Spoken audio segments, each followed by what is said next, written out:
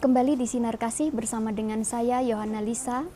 Dan pada kesempatan sore hari ini tema yang kita angkat adalah menghadirkan wajah gereja dalam dunia pendidikan. Dan tadi pada segmen pertama Pak Kristo selaku narasumber telah memberikan penjelasan mengenai definisi dari pendidikan secara Katolik dan juga pentingnya pendidikan Katolik itu sendiri. Kita akan lanjutkan kembali perbincangan kita bersama dengan narasumber kita. Pak Kristo yang terkasih, pertanyaan selanjutnya nih Pak.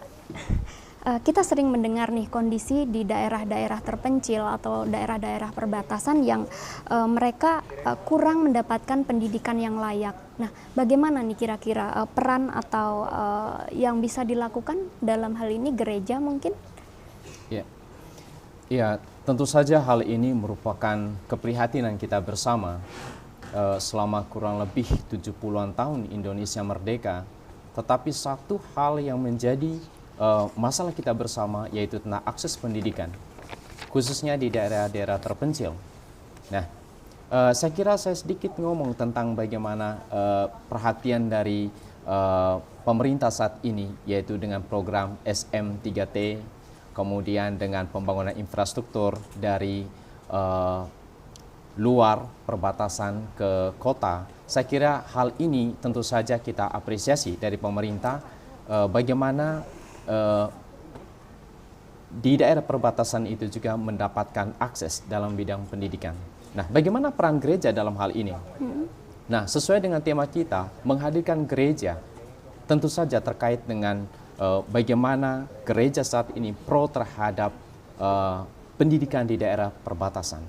Nah, ada beberapa terobosan-terobosan yang dilakukan oleh gereja tentu saja melalui sekolah-sekolah, ya, sekolah-sekolah Katolik yang saat ini yang kita tahu bahwa berada di daerah pelosok, misalnya di Papua misalnya, atau di NTT, atau misalnya di pedalaman Kalimantan. Jadi ada beberapa sekolah Katolik yang didirikan di sana, ya. Kemudian kalau di Kaltim ini di daerah Mahulu sana itu sekarang ini mulai untuk dirintis begitu ya, sekolah-sekolah yang Katolik, dengan harapan bahwa benar-benar misi Katolik ini tersampaikan kepada masyarakat dan jangkauan kepada mereka yang selama ini tidak menikmati akses pendidikan itu bisa terlaksana. Kurang lebih seperti itu. Baik, lalu ada beberapa orang yang beranggapan bahwa pendidikan itu tidaklah penting, Pak Kristo. Nah, mereka menganggap bahwa asal bisa mencari uang deh gitu. Menurut Pak Kristo sendiri bagaimana menanggapi hal ini? Ya, tentu saja orang punya persepsi ya macam-macam tentang pendidikan itu kurang penting karena yang terpenting adalah mendapatkan uang. Tetapi dalam hal ini kita harus berpikir sebetulnya apa itu pendidikan? Ya, pendidikan itu kenapa harus penting? Ya, karena pendidikan itu membangun peradaban masyarakat. Bayangin saja Mbak Lisa, kalau misalnya di dunia ini, di Indonesia katakanlah semacam itu, misalnya kita tidak ada sekolah misalnya. Nah, bagaimana tentang kemajuan bangsa kita? Kan begitu. Nah, oleh karena itu, saya kira dalam kesempatan ini, perlu kita sadari bahwa pendidikan itu adalah peran yang sangat penting dalam membangun peradaban bangsa. Jadi kita lihat misalnya di dunia barat misalnya, karena pendidikan mereka maju, maka mereka berkembang secara maksimal. Sedangkan kita, banyak sekali daerah tertinggal misalnya, hal itu akan terpengaruh begitu ya, soal kesejahteraan masyarakat akhirnya. Jadi, it's not totally talk about money, tetapi bagaimana pendidikan itu memainkan peran penting membangun peradaban. Kalau kita mau maju, pendidikan harus bagus, kurang lebih seperti itu. Makanya saya secara pribadi kurang setuju kalau misalnya mengatakan, oh yang terpenting mendapatkan uang. Tidak. Tetapi pendidikan itu adalah awal mula kemajuan sebuah bangsa, awal mula bagaimana peradaban sebuah bangsa itu dibangun dari pendidikan itu sendiri. Lalu bagaimana cara merubah pola pikir yang seperti saya katakan tadi, Pak Kristo? Ya, saya kira untuk merubah pola pikir itu tergantung dari konteksnya ya. Kita hidup dalam lingkungan seperti apa.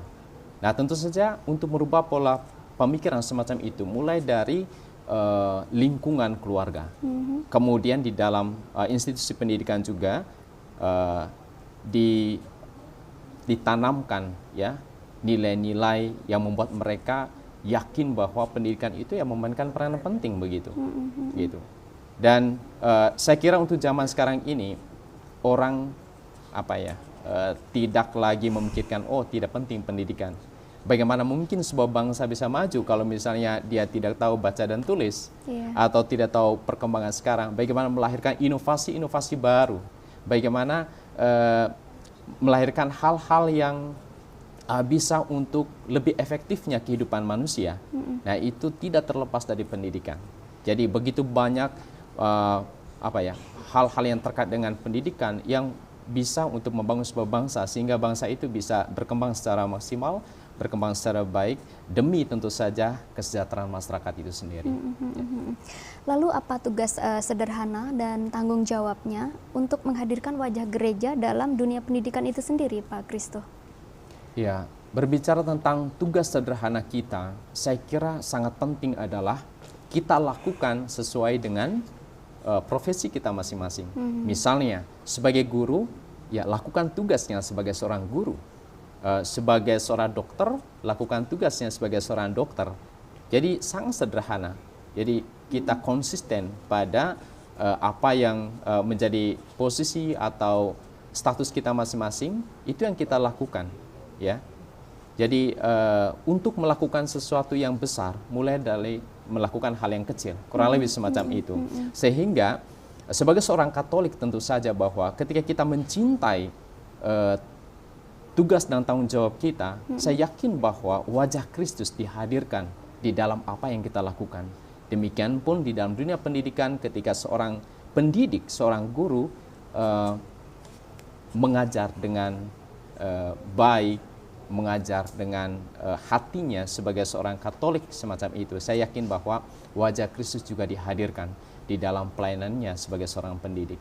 Jadi hal-hal sederhana itulah yang saya kira penting untuk kita sadari bahwa membangun peradaban bangsa, peradaban gereja juga terkait dengan bagaimana kita mencintai, melakukan hal yang sederhana sehingga nanti Kristus bisa dihadirkan di situ dan keselamatan buat orang juga bisa dirasakan. Baik. Artinya dimulai dari keluarga, lalu lingkungan tempat di mana dia melakukan pendidikannya itu sendiri ya, Pak Christo? Ya, betul sekali. Harus ada sinergi, Mbak. Jadi dari keluarga, kemudian juga sekolah, kemudian lingkungan masyarakat itu juga memainkan peranan penting bagaimana wajah Kristus itu dihadirkan begitu. Jadi bukan hanya sekolah saja ataupun keluarga saja, tidak.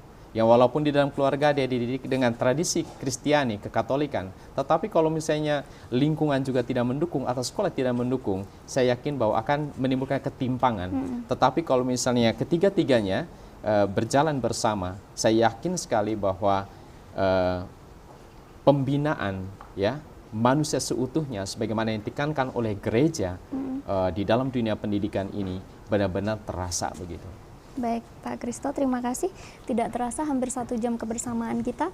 Mungkin dari apa yang telah disampaikan tadi bisa diberikan pesan ataupun harapan kepada pemirsa baik yang ada di rumah maupun yang ada di studio. Oke, untuk semua pemirsa TVRI, satu hal yang kita sadari bersama bahwa pendidikan itu memainkan peranan penting dalam membangun sebuah peradaban. Dan dalam konteks ini adalah pendidikan Katolik itu sangat besar sekali peranannya bagaimana membangun karakter yang sesuai dengan nilai-nilai Kristiani sehingga kerajaan Allah benar-benar dihadirkan di dunia ini dan masyarakat atau dunia pada umumnya melihat wajah Kristus itu secara nyata. Jadi untuk pemirsa semuanya, marilah kita membangun suatu kehidupan yang lebih baik, suatu kehidupan yang menginspirasi siapapun, sehingga nanti apa yang kita lakukan benar-benar bisa memberikan sesuatu yang positif bagi lingkungan sekitar kita dan terutama bagi gereja dan masyarakat pada umumnya. Baik, terima kasih Pak Kristo atas kehadirannya di TVRI dan juga sharingnya pada sore hari ini. Mungkin untuk mengakhiri acara kita boleh ditutup dengan doa penutup.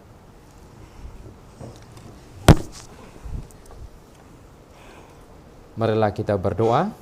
Dalam nama Bapa dan Putra dan Roh Kudus. Amin. Allah Tritunggal Maha Kudus, kami sungguh bersyukur karena pada sore hari ini kami boleh merasakan kasih-Mu melalui perbincangan kami mengenai bagaimana menghadirkan gereja dalam dunia pendidikan. Bapa di dalam surga, Engkau telah memberkati kami satu persatu. Biarkanlah kasih-Mu selalu dan senantiasa menyertai kami, sehingga apa yang akan kami lakukan ke depan benar-benar sesuai dengan kehendak-Mu. Bunda Maria, Bunda yang selalu bersama dengan kami, yang selalu mendoakan kami, dengarlah hamba-hamba-Mu yang ada di sini. Biarkanlah ya Bunda, sesuai dengan teladan-Mu yang suci, kami boleh melihat Kristus di dalam dunia pendidikan, dan dengan doa-Mu yang suci, kami beroleh kehidupan kekal. Salam Maria penuh rahmat, Tuhan sertamu. Terpujilah engkau di antara wanita, dan terpujilah buah tubuh-Mu Yesus. Santa Maria Bunda Allah, doakanlah kami yang berdosa ini sekarang dan waktu kami mati. Amin. Dalam nama Bapa dan Putra dan Roh Kudus. Amin. Pemirsa, sampai di sini dulu perjumpaan kita pada kesempatan sore hari ini. Saya Yohana Lisa beserta seluruh kerabat kerja yang bertugas mengucapkan terima kasih atas kebersamaan Anda. Sampai jumpa dan Tuhan Yesus memberkati.